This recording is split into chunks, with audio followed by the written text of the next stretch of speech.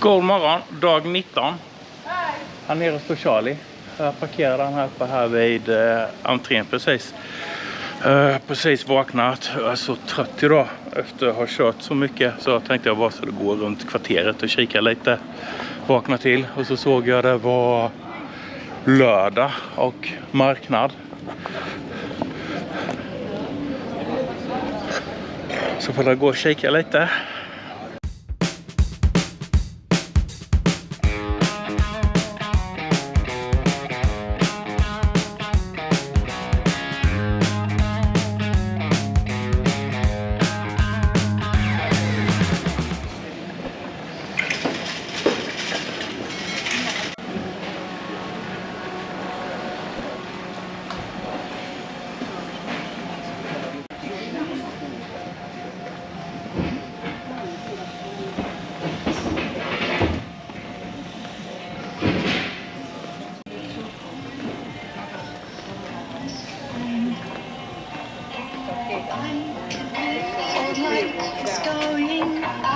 Har en ny klänning, det behöver jag. Jag har ingen.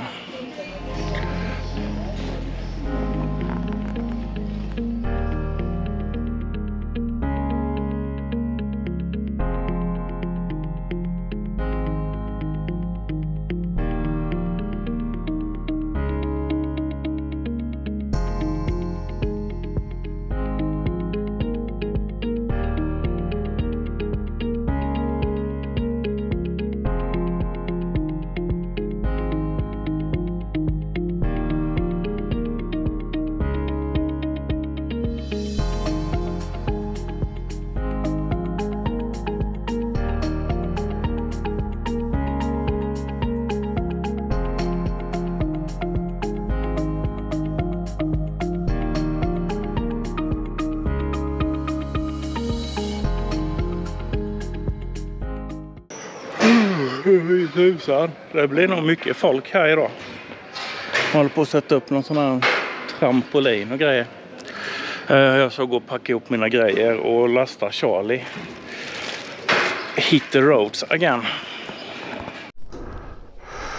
Man får inte röka på rummet och det gäller även cannabis. I Liechtenstein sa de på hotellet här att man får parkera sin motorcykel var man vill. Så länge man inte står i vägen. Då kan man få en böteslapp. Men som här inne på torget får man parkera. Så en har ju där. Där nere vid kyrkan står 4 motorcyklar. Det är nice. Så man kan köra upp till vilken affär man vill och så parkerar man bara hojen på trottoaren så länge man inte står i vägen om man ska gå in och handla och sådär. Ja, nu så åker vi vidare och jag har satt en waypoint här i Belgien. Men ni får leva med att jag har telefonen här nu. Den tar lite sikt men den funkar bättre.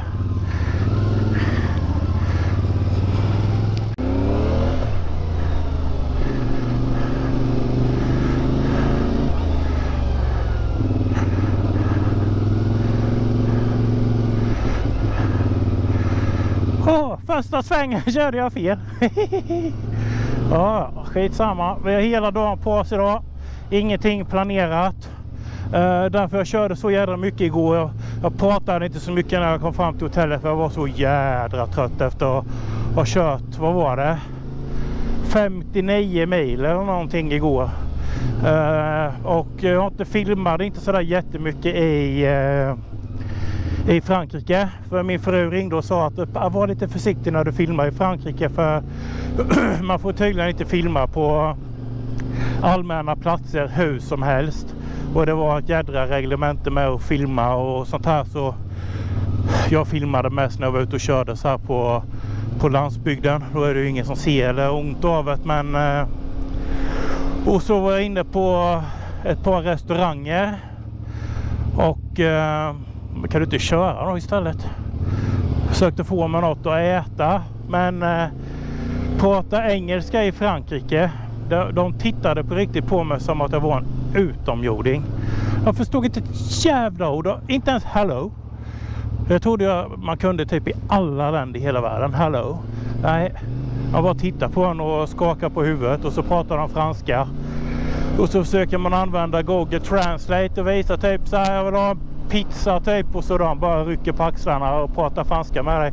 Och jag vet inte om de gör det för att jävlas eller för att de helt enkelt verkligen inte förstår. Men de säger jävla inte ett ord på engelska. Så därför valde jag att jag biter ihop. Jag plöjer vidare till Luxemburg. Och jag har inte varit i huvudstaden Luxemburg. Jag har bara varit i landet Luxemburg. Men det var jättefint, jättetrevliga människor. Hotellpersonalen var helt fantastisk och alla pratade engelska. Så det var jävla bra fan. Ja, mot Belgien och se vad det har att erbjuda och se om vi hittar något spännande att kika på vägen. Jag har som sagt ingen tidspress, ingen tidsplan. Jag kör bara och tar det som det kommer. Men så fort jag vände skutan hemåt efter Bosnien, när jag hade Sverige som sikte, så var det som att kroppen ställde om sig och bara, nej, nu ska vi bara hem. I och med att man kör hemåt, då vill man inte, jag vet inte, det bara kändes som att man kan inte åka och slöa fast att jag kan det. Jag har 2 veckor till på mig att åka hem. Men så fort jag började köra med Sverige som destination så kändes det, ja, det bara kändes som att det är lika bra att åka hemåt nu, bita ihop och köra på. Men jag är inte klar med Balkan. Fy fan, vilket jävla fantastiskt ställe och länder. Jag ska tillbaka dit. Men ja, jag uppdaterar här längs med vägen. Man har blivit expert på att tanka på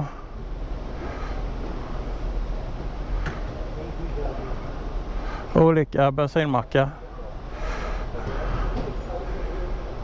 Vad fan då? Fick jag.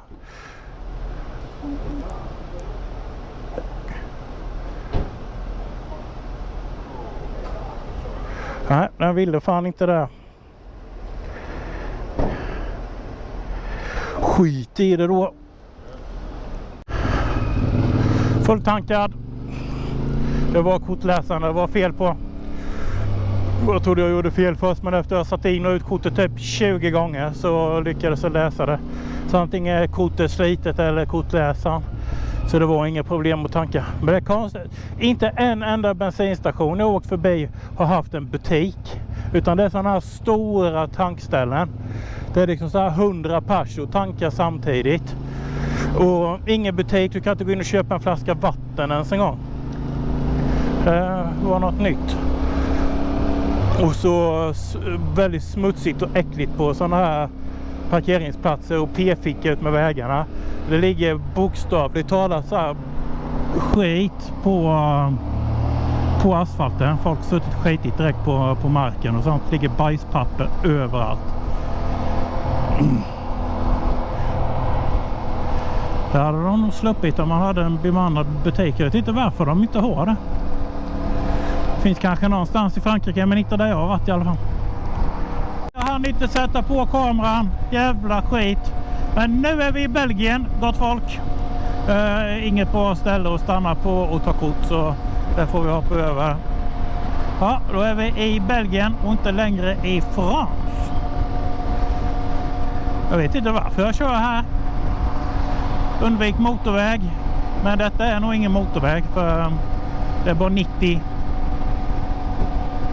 Jag hänger på vad GPS säger ett tag.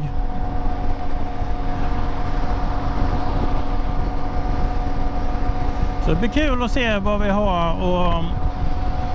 och se i Belgien. Vad lärde vi oss i Frankrike? Ja, att de inte pratar engelska. Att de inte har bemannade bensinstationer. De körde bra i Frankrike. De 30 milen, 40 milen jag körde i Frankrike. Var bra trafik. Inga som helst konstigheter eller problem. Nu har jag inte varit i Paris då, va? Med 8-filiga rondeller och allt sånt här. Men av den erfarenhet jag fick så körde de väldigt bra i Frankrike. Inga konstigheter.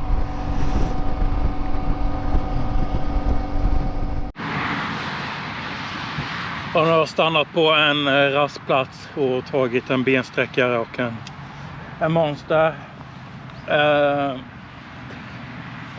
Och så korsar hela Belgien på långa hållet, den långa vägen, och även Nederländerna. Känns som det är en bra dag idag. Det är inte för varmt, helt lagom med de här kläderna. När man har fått upp farten lite så känns det helt okej. Och jag tänker bara köra på idag. Åker jag förbi någonting kul så stannar och tittar. Men jag tänker inte ta några omvägar eller leta upp någonting. För nu är det slutspurten hem. Och jag känner att jag inte vill dra ut på det längre än nödvändigt. Och sparar hellre de pengarna jag har liksom till nästa resa. Jag vill inte slösa bort 14 nätter till på hotell och sånt här. Jag har möjlighet att göra det. Jag kan vara borta i 2 veckor till. Men jag vill inte göra det. Jag känner att jag vill åka hemåt nu. Spara pengarna och planera lite och så åka en gång till. Men det blir i vår förmodligen.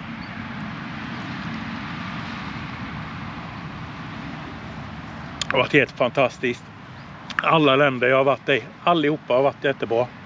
Frankrike sådär.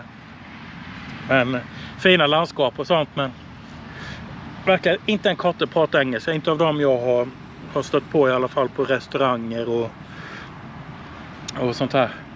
Och så smutsigt på alla offentliga platser som typ rastplatser och sånt jag har varit på. Är det bara ser ut som du kört in på en soptipp verkligen typ. Inte så trevligt. Där har de att lära sig av slovenerna i alla fall. Fy fan, det var så jävla kliniskt rent. Det var helt sjukt. Men jag håller uppdaterade. Och så här ser det ut i någon random stad i Belgien. Även Esso finns här.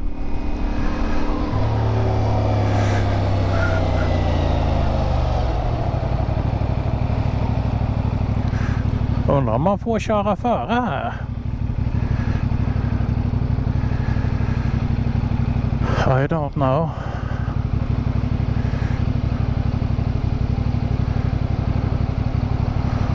I don't chansa.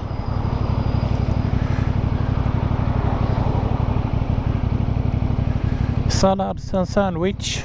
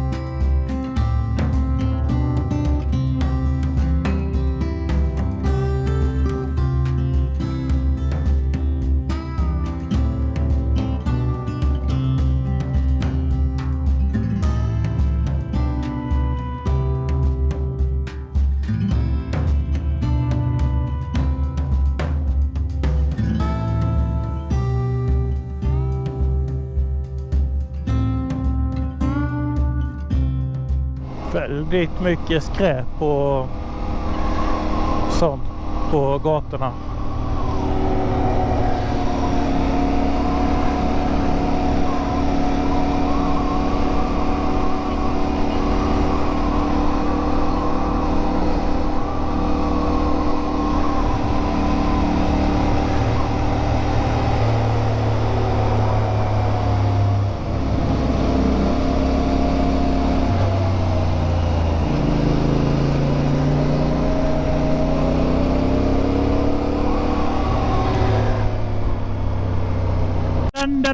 Hoppas jag fick med det. Jävla kamera. Hoppas den funkar. Ja, då har vi passerat in i Nederländerna och kört igenom hela Belgien på det långa hållet. Och tyvärr har det varit dåligt med filmande. För jag kan filma en gång mellan stoppen. Sen hänger sig kameran och jag måste stanna och rigga av alltihopa och börja från början. Så den här GoPron har gjort att ni har missat och jag har missat att kunna filma i stort sett hela Belgien. Och ibland kan jag hålla inne reset eller powerknappen 12 sekunder för att resetta kameran. Men oftast funkar inte det. Jag måste skruva isär den för att kunna ta ut batteriet. För att jag har den här media-modden på. Och den här GoPron har bara varit upp problem. Förstört så mycket för mig under den här resan. Varit så mycket frustration. Varit fan nära på att man har skitit i att filma allt på grund av kameran. Men nu är vi i Nederländerna och så det blir kul att se hur det ser ut här.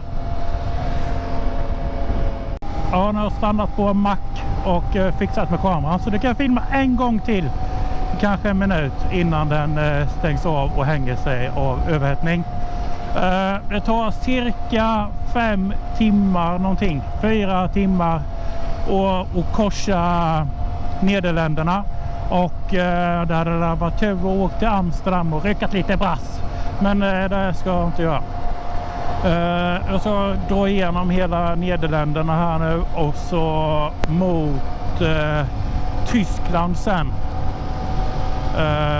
Perfekt väder att köra i. Kroppen mår fint. Charlie går som han har fått en sprut anabola i röven, så jag tänker bara fläska på här. Kommit ut på en jävla stor landsväg. Ingen motorväg dock, men ja. Jag tänker mala på här nu bara, så det kommer inte hända så där jättemycket.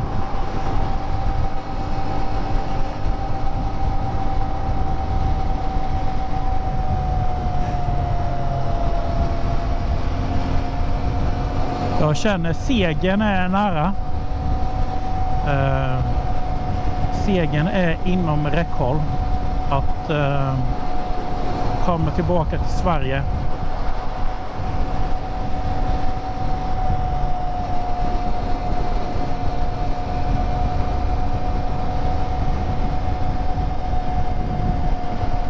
Det verkade som att de pratade typ tyska i Nederländerna i alla fall. Jag var inne på en mack. Och jag pratade i alla fall de få orden tyska jag kan med henne och hon svarade på tyska. Kan inte mycket, men jag kan ju danke och sådana där ord, vet va?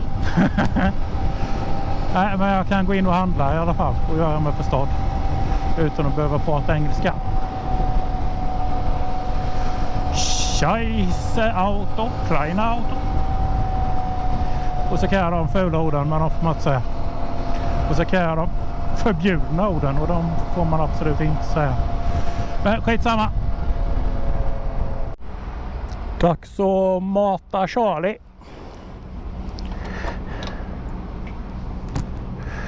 Törstig, vad har vi här att välja och bjuda på här, så vi ser. Super 95 och Super E10, då så har vi Super 95.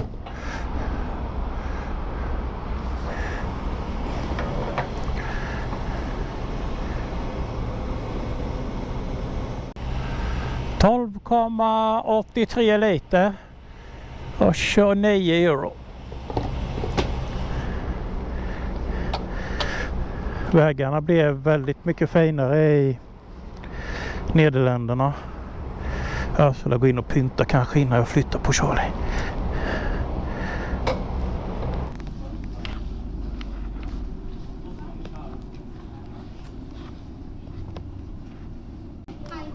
And pump number 5.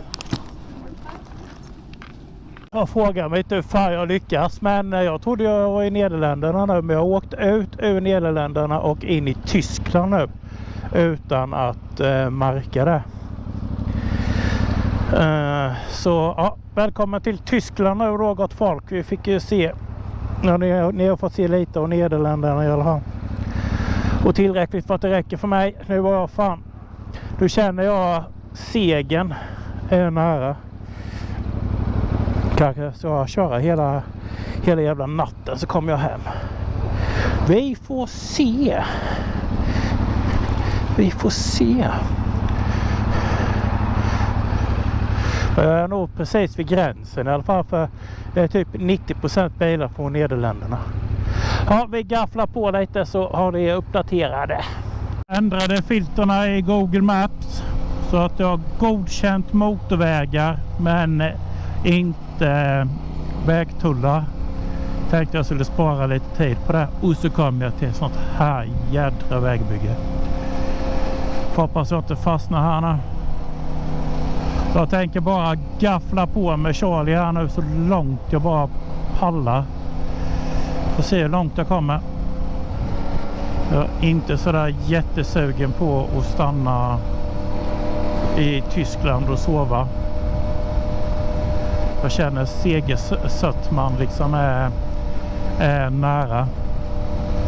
Och framåt kvällen här nu så slipper jag nog mycket trafik. Det gör mycket på ankomsttiden hem. Så vem vet? Om jag gör sånt idiotpass här nu så kan jag fan ta mig till Sverige idag. Men vi får se. Och hur fan, säga vad man vill om tyskarna, men fan köra bil, det kan de jävlarna i alla fall. Även i sådana här vägarbetsområden så går det typ i 80. Hemma hade det fan stått still här nu med långa köer. Och det flyter på jävligt fint. Visst, de har högt tempo, men de håller avstånd och farten uppe. Grymt imponerad. Jag har aldrig varit i Tyskland och kört innan så här. Men det går jävligt bra faktiskt.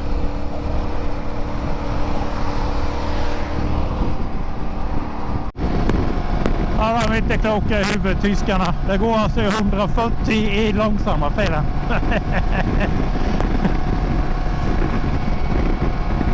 Jag kommer ju hemma i nolltid i det här jävla tempot. Jag kanske kommer till Sverige idag. Ja, olycka här framme tror jag. Andra olyckan genom typ 20 länder. Jag har åkt förbi. Jag vet inte om det är olycka, men det står i mobilen på Google att det var en olycka.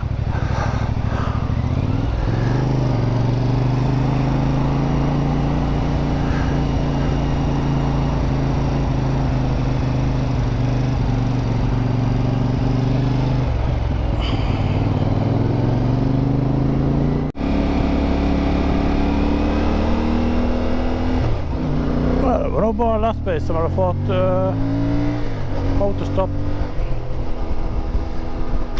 Kleine Auto kaputt. Betyder det på tyska? Scheisse Auto kaputt blir det ju för fan. Här ska jag bara. Men skulle man säga det så skulle en tysk förstå i alla fall vad man menar. Fan, det går som på jävla räls där. Milen, alltså en mil är som en kilometer vad jag är van vid. Tyskland är ingenting liksom, det är bara ett transitland så jag tar gärna motorvägen här. Men alltså, fy fan.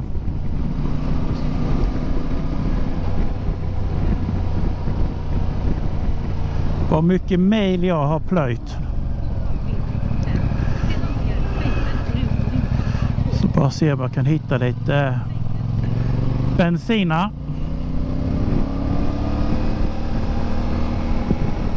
Det måste finnas här.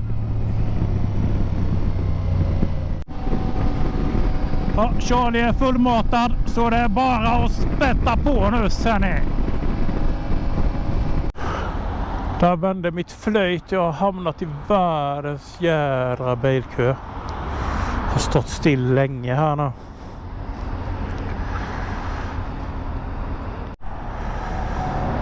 Ja, det här var inte kul. Folk har börjat överge sina här bilar liksom. Och det är så varmt. Jag kan lätt köra förbi här ute i gräset. Men jag vet att man får inte det i Tyskland och det är några jädra böter på det.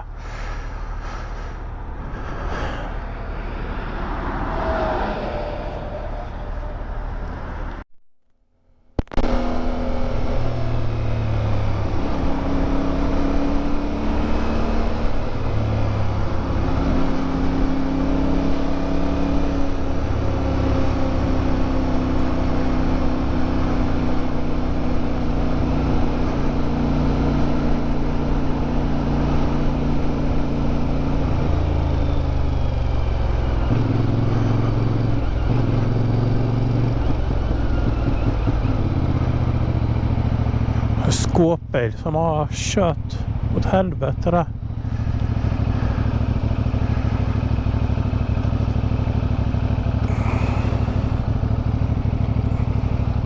Ja, det är föraren till skåpbilen där kanske polisen kommer med.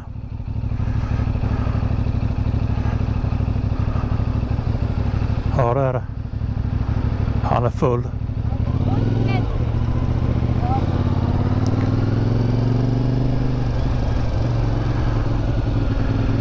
Fy fan, den jäveln har förstört hela min dag. Allting har gått så bra. Och den här bilkön är det värsta jag har varit med om.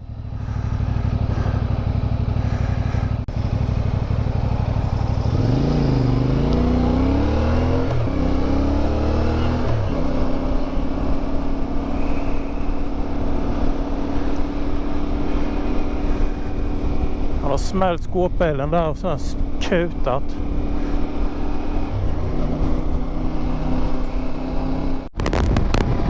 Det är på riktigt tredje gången jag kör om denna nu. Svenskskyltad.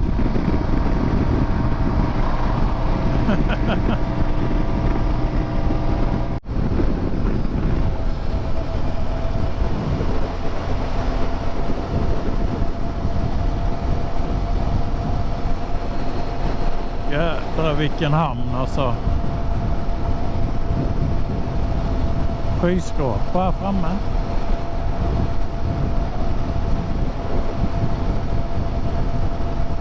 Och jag får passa på att titta nu för något återbesök i Tyskland blir det nog inte. Och det är inte på bilkön utan bara överlag.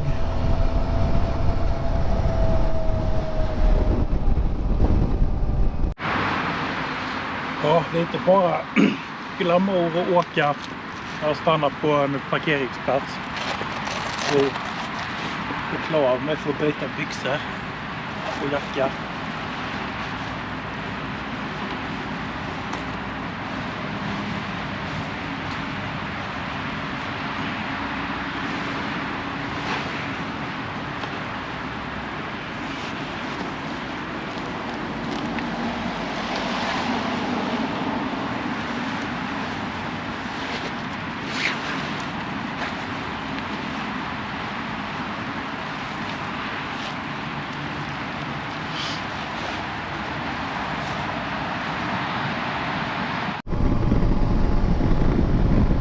Nu går solen ner och jag kan inte ha alldeles för långt kvar till Danmark.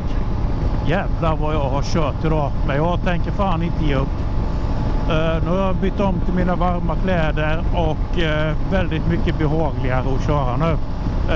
Där det inte är så mycket trafik. Fan, jag tror jag klarar hela jävla vägen hem. Annars får jag lägga mig i ett dike här och sova.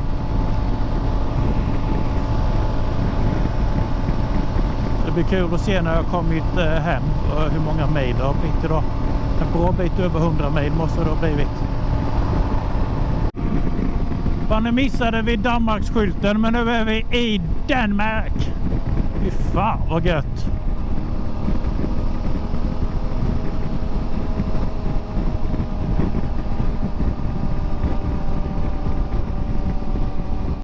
Här kommer gränsövergången till Danmark.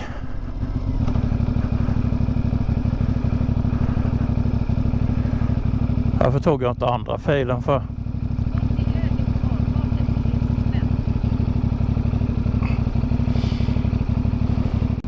Ser ut som de gör nykterhetskontroll. Helvete, jag som drack 75 i Hamburg innan. Hoppas ändå hunnit gå över.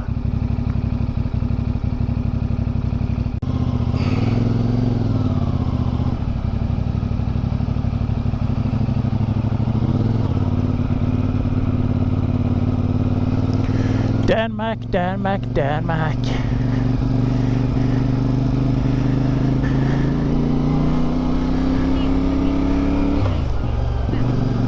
Ja, då ska vi ta oss till Köpenhamn nu då.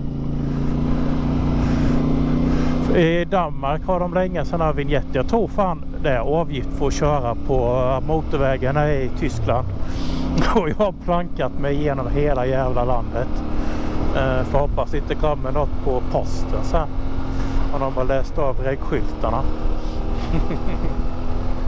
Men det kan de ha, de jävla tyskarna.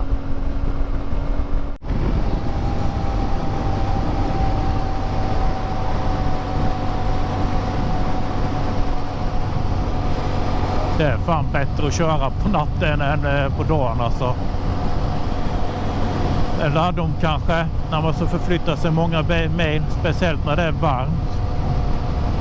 Jag hade ju kunnat tagit mig ner till Makedonien och Grekland om jag hade kört på nätterna. Men där är det inga sådana här fina motorvägar att åka på. Och köra på små skogsvägar och mindre landsvägar på natten är väl ingen höjdare direkt.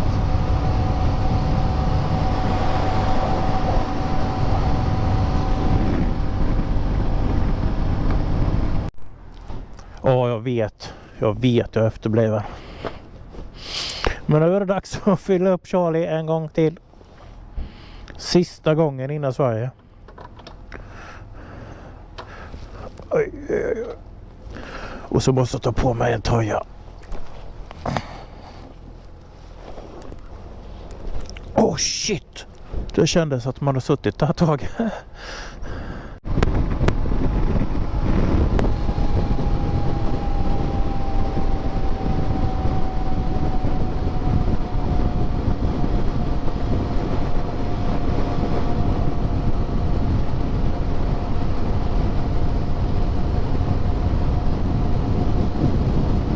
Ja, det här var något nytt.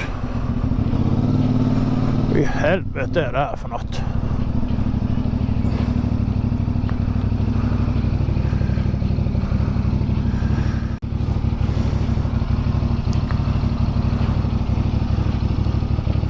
$145 danska kronor för vad? Ja, det är bara betala oss igår ut. Jag vill inte stå här.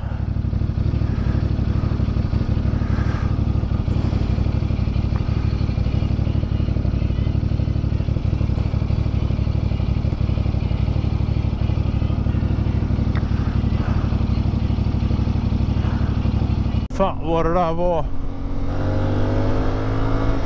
Inga av mina kort funkade. Jag fick prova alla kort 3 gånger typ. Sen plötsligt funkade det.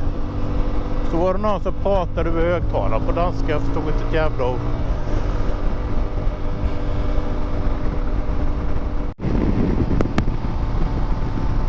Ja, det måste varit någon vägtull för att få köra på E20. 145 danska för att köra på en väg utan viltstängsel och utan gottbelysning.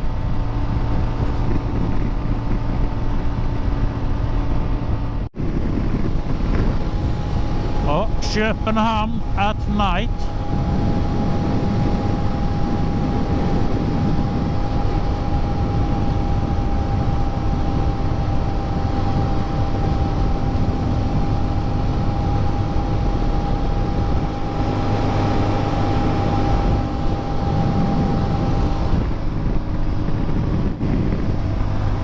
Åker vi under vatten tror jag.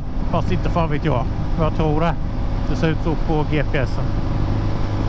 Så vi bara ser om vi kommer över den här bron med. Så har vi jävla rota i hamn.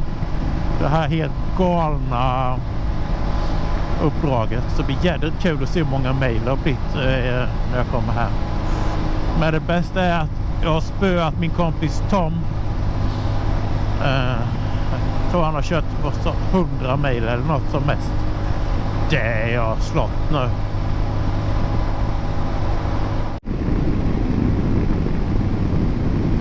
Ja, då är det dags för GoPro-krångel igen nu då.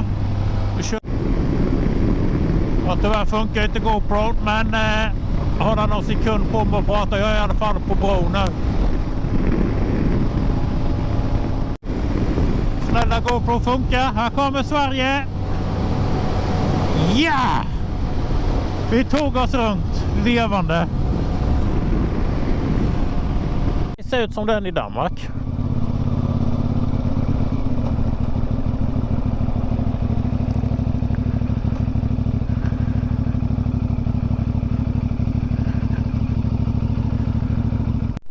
På första försöket, bara pip, så funkar det. Det är Sverige det.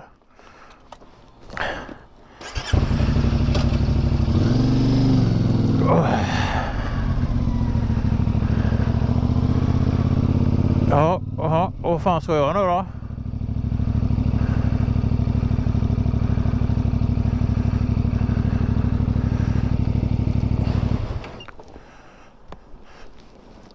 Ska jag åka där eller ska jag komma till er?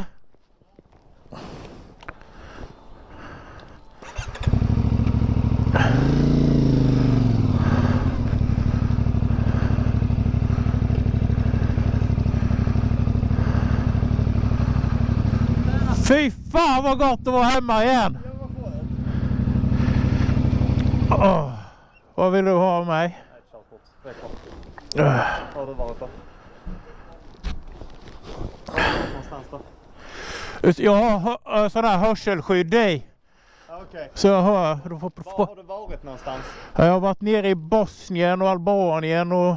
Oj. Så. Tack.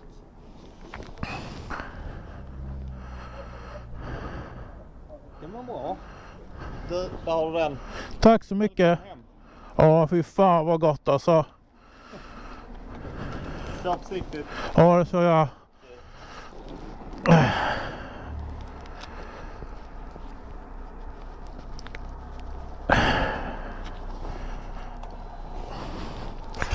Ha en bra kväll.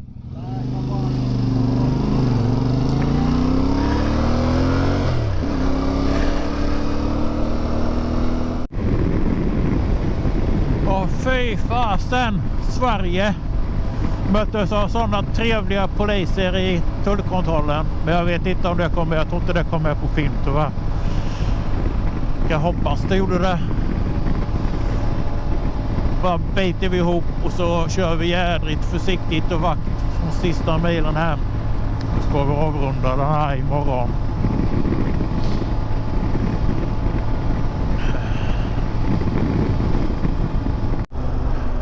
Sista gången att mata Charlie innan jag är hemma.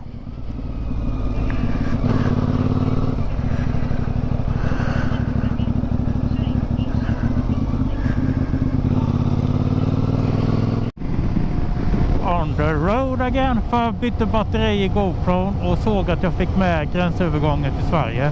Fan vad gott. Men jag menade Serbien, inte Albanien. Skitsamma, jag är rätt slut i hjärnan nu kan jag säga.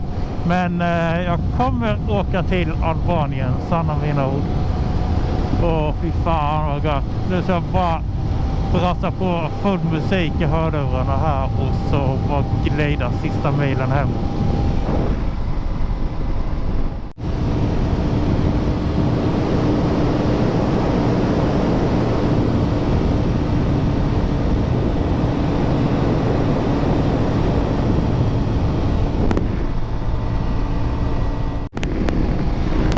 Här är anledningen till att jag ville köra natten sista milen här. Inte en bil så långt ögat kan nå. Och detta är stora E4 som går upp till Stockholm. Vi har inte mött en bil här på säkert 20 minuter. Och där kommer första.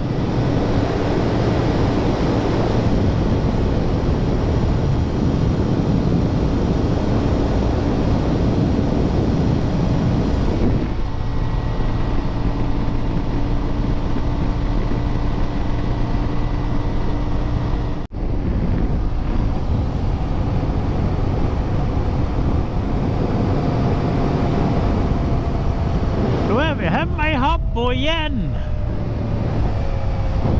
Fan vad bra. Jag hade kunnat köra 30 mil till. Lätt.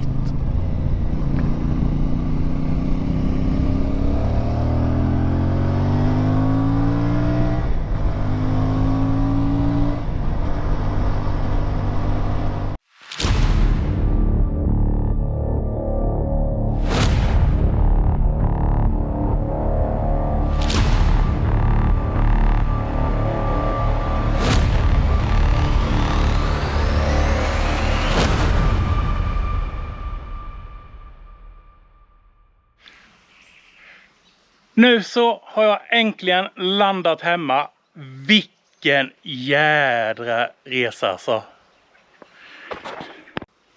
Ja, sista dagen här nu. Det blev inte mycket för er att se tyvärr. Varför gjorde jag som jag gjorde? Vilken jädra idiotgrej. Jag drog 155 mil med bara tankstopp. Jag bara drog på. Den de 155 milen körde jag på 18 timmar. Så det var ganska så bra tempo. Det var flera anledningar till att jag gjorde en sån idiotgrej. Men när jag kom efter Luxemburg så kollade jag vädret. Och jag har bokstavligen talat ösregn, mulet och åska och förväntar mig de närmaste 4 dagarna på YR. Och jag kände fan inte 4 dagar regn nu igen. Och ja, nu kommer det här. Jag måste snabba mig på att avrunda den här videon. Så jag hade ett val att göra. Ska jag prova och bara köra och ta mig hem? För att jag är inte sugen på 4 dagars körning i regn. För att från Luxemburg hem till Sverige igen hade jag egentligen planerat 4 nätter ungefär på de här 155 milen. Det är en del grejer jag ville kika på i Belgien och Nederländerna. Men det är inte kul att vara ute och upptäcka när det regnar. Och jag kan inte ens filma överhuvudtaget när det regnar liksom. Så jag tänkte bara så att jag kör en tank åt gången och så avväger jag varje gång. Och jag körde 25 mil ungefär på mellan tankningarna. Körde 25 mil, stannade, kände hur det känns. Jag klarar 25 mil till. Körde 25 mil till. Stanna, pausa, äta en korv liksom, dricka en Red Bull, en kopp kaffe. Hur känns det? Jag klarar 25 mil till. Och så rullade det på. 25 mil till, 25 mil till, 25 mil till.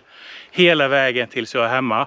Så nu har jag slagit Toms rekord med råge. Jag tror han sa att han hade kört typ 90 mil som längst med bara tankstopp.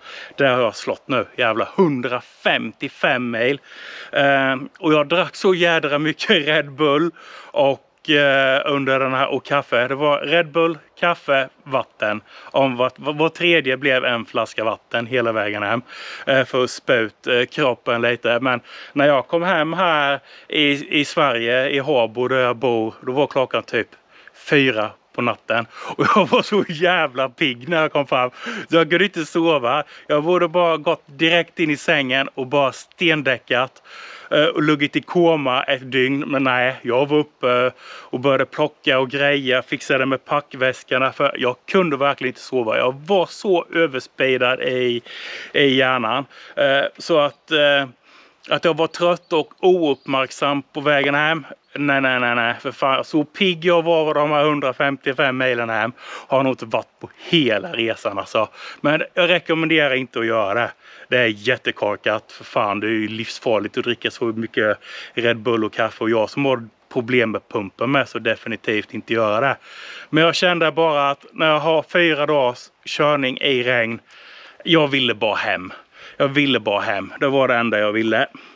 Och under den här resan, jag vet att många utav er jag har träffat på resan kommer kolla på det här klippet. För en del faktiskt har jag träffat som följer mig på YouTube ute i Europa. Och det är helt jävla sjukt att man får göra det. Men jag har inte tagit upp kameran och filmat när jag har stött på och pratat med människor. Några enstaka har vi fått med och då har jag haft kameran på hjälmen. Och så har jag hunnit liksom trycka på kameran lite i smyg innan de kommer fram och pratar. Så lite har vi fått med. Men jag har haft sånt jädra strul med den här GoPro. Den har verkligen förstört allting när det gäller filmning. Men jag åkte inte den här resan för att filma videos till YouTube. Jag åkte den här resan för min egen skull. För jag ville känna hur det känns att leva på ensam hand. Jag är liksom 40 år. Jag träffade min fru när jag var 20. Och liksom jag har aldrig fått prova på att vara själv på det här sättet liksom nästan. Så jag ville känna hur det känns. Och vad fan var det jag skulle säga? Jag försöker bara skynda igenom det här och skrivit upp lite stödpunkter innan regnet kommer. Så jag gjorde inte detta för att göra YouTube-filmer. Men jag tänkte att fan så jag ändå åker och göra det här så tar jag med mig kameran. För jag vill ändå dokumentera för mig själv. Och släppa det på YouTube, varför inte liksom, om det blir något vettigt utav det. Och det har strulat så förbannat med den här kameran. Jag rekommenderar verkligen fan ingen att köpa en GoPro 10, 11 eller 12. Det är samma problem med dem alla. Och så kanske man kommer in i ett motorcykelgäng liksom på en bensinstation. Alltid på bensinstationer stannar alla och pratar med varandra. Det är en oskriven regel. Och då blir det så här när det kommer fram folk och pratar. Och många har sett att jag har en CF-motor. De blir nyfikna på den. Och då blir det bara, kan ni vänta lite med att prata? För jag måste skruva isär GoPro och dra ur batteriet och stoppa i den igen och sätta på den och filma när vi pratar. Det blir bara helt dumt att göra så. Och många obekväma när man filmar dem liksom. Så jag helt enkelt får strunta i det. Och sen hade jag oflyt och fick åka in i sån här värmebölja i Europa. Och verkligen tragiskt att det har dött så mycket människor nu i den här värmen. Så vi får tänka lite på dem. Det har dött många människor fick jag höra här på nyheterna när jag kom hem. Främst turister och äldre människor.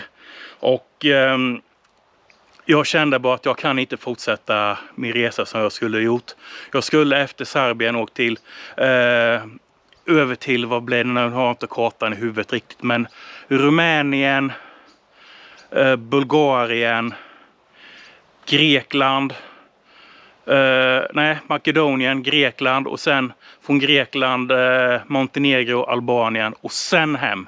Men hela den biten fick jag hoppa över och det var egentligen de här länderna jag såg fram emot allra mest. Att jag åkte först till Tallinn och körde genom Baltikum och Polen ner var egentligen av två anledningar. En anledning är att jag verkligen gillar Polen. Jag har varit i Polen många gånger och det är ett fantastiskt land på alla sätt och vis. Och där kände jag att det vill jag korsa med motorcykel.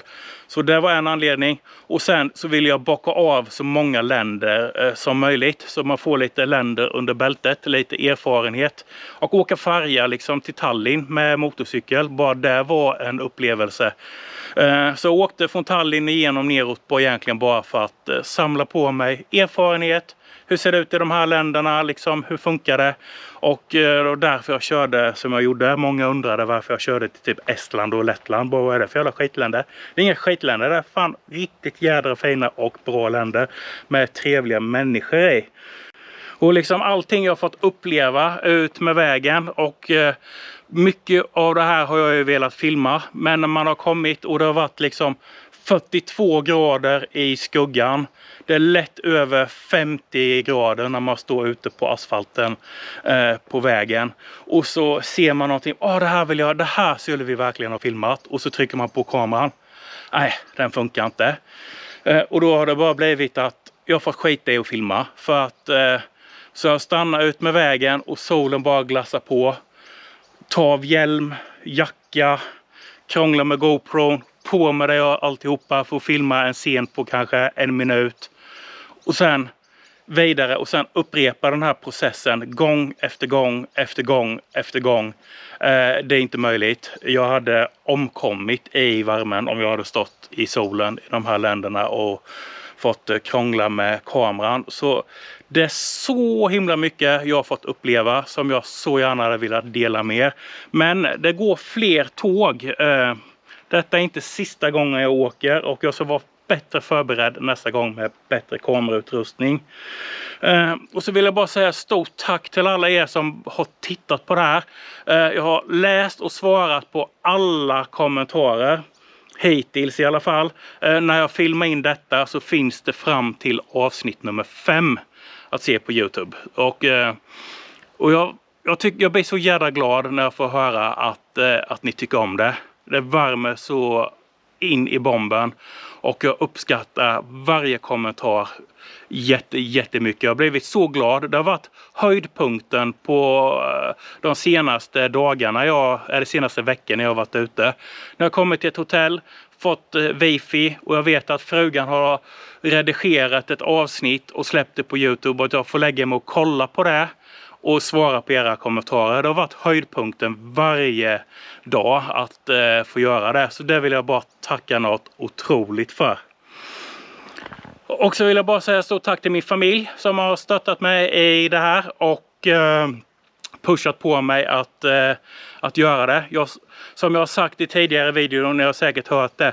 Jag skulle åkt mycket tidigare och varit hemma i Sverige igen när semestern började för att slippa alla husbilar, husvagnar, cyklister och turister. För att jag har ingenting emot storstäder. Jag vill gärna uppleva dem när man ändå åker förbi dem. Men när man ska åka in i en storstad under semestern och det är packat med folk och bilköer, då avstår jag det hellre liksom. Men jag vill gärna uppleva städerna från min motorcykel. Jag vill inte kliva av motorcykeln och gå omkring. Men jag vill gärna åka igenom dem och få se dem. Och det har jag fått avstå ifrån för att trafiken neråt i Europa har varit katastrofal alltså. Framförallt i Österrike och norra Slovenien. Det gick knappt att köra. Hade jag inte haft en motorcykel och kunnat fuska mig förbi köerna så hade jag fortfarande inte varit hemma. Så stort tack till min familj som pushade mig att åka iväg. För jag började få så här lite kalla fötter i slutet. Bara fan, jag vill inte åka nu för nu är det semester. Det kommer bara vara massa bilar och turister och motorcyklar precis överallt. Och min fru mer eller mindre tvingade mig bara, nu åker du. Nu har du gått och tjatat om det här i över ett år. Nu bara åker du. För nu vill jag inte ha det hemma. Men jag vill inte höra på det här mer. Så åk bara.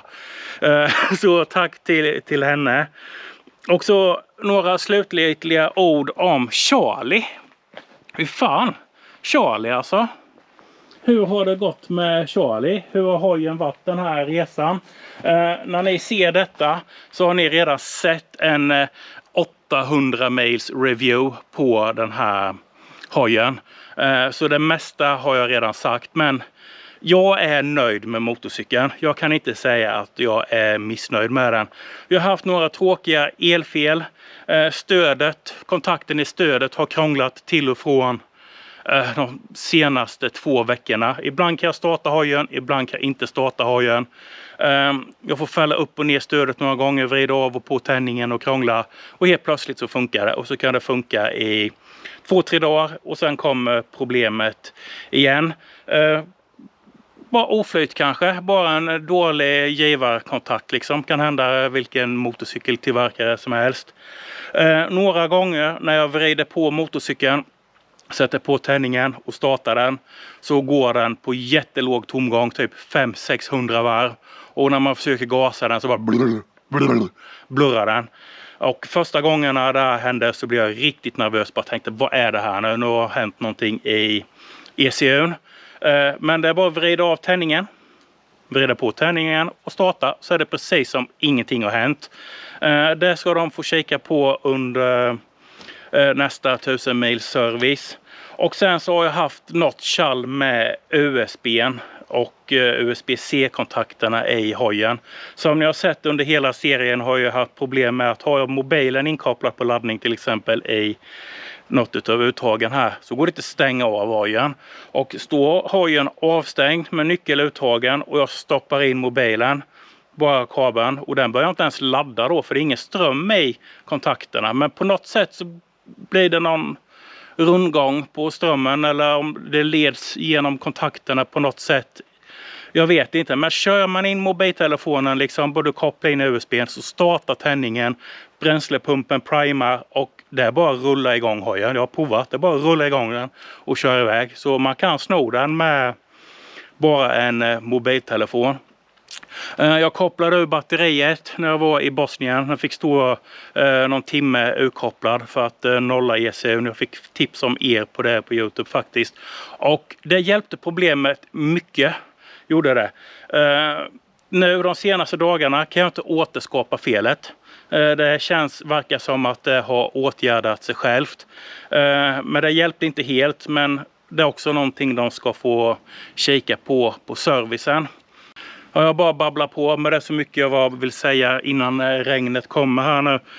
För det här så redigeras för er medlemmar att kunna kolla på såklart.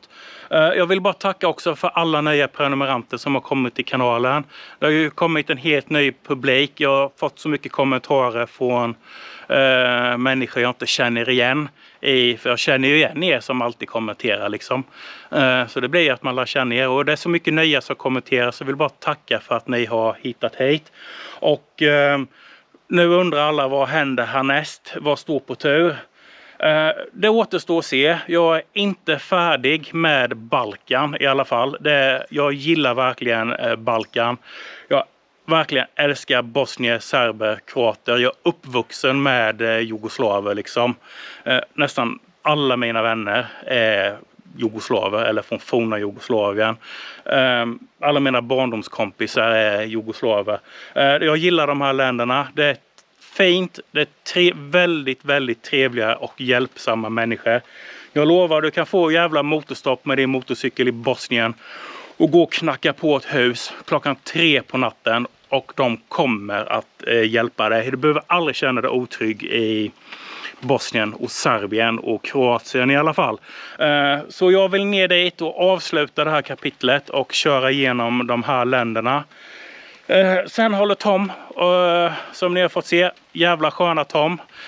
Han vill att vi ska köra till Vietnam och det tycker jag är en jädra bra idé. Så det ligger i pipelinen, vi håller på att planera det. Det blir någon gång nästa år. Och sen beror det på vad som händer. Vem vet, jag kanske får någon form av sponsor efter det här som kan hjälpa till att stötta lite ekonomiskt. Och då hade det varit jädrigt roligt att få åka till Afrika på solo, på ensam hand. Så det är någonting jag skulle vilja göra. Men det är bara drömmar än så länge. Det kostar mycket pengar. Fy fan, jag ska inte tjata mer. Tack så jättemycket för att ni har hängt med. Så syns vi framöver på YouTube igen. Hej då! Långt in i skogarna någonstans i Haboland bor det en viking med skiftnyckel i hand. Vi följer med